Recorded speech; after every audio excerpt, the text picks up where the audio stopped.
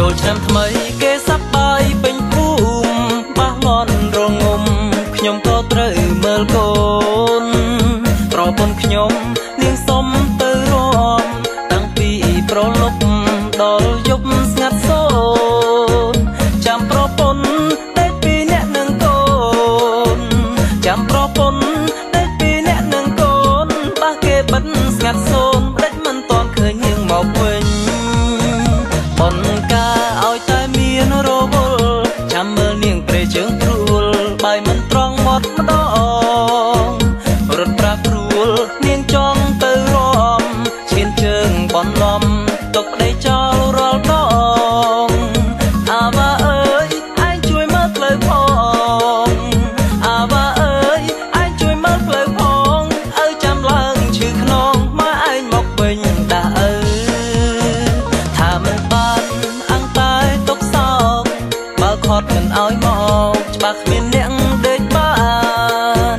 ខឹងពេករត់ទៅប្រាប់ម៉ែឪគាត់ថាឲ្យទៅវាត្រង់ចូលឆ្នាំស្បាយម្ដងតើចំណន់ឪក៏ឪមិនដែលហាមចំណន់ឪក៏ឪមិនដែលហាមម៉ែឯងបាត់ឪតាមឲ្យវាទៅរំទៅចោះមកទៀតដើរពីអ្នកអាវ៉ាវាក៏លួចសួរថាតាប្រាប់ពុកមិនខ្លះតាឯងស្ដីឲ្យពុកថាឆាប់ទៅដេកវិញណាឲ្យម៉ែឯងរំចោះហើយក៏ថាម៉ែឯងមិនបានខុសហើយក៏ថា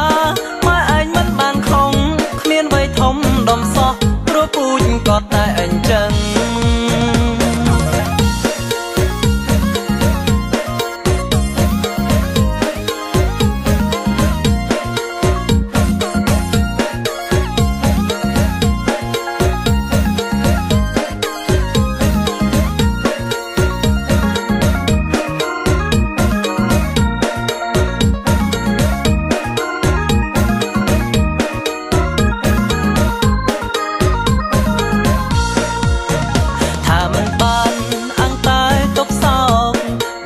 មិនឲ្យមកច្បាស់គ្មានអ្នកដេកបា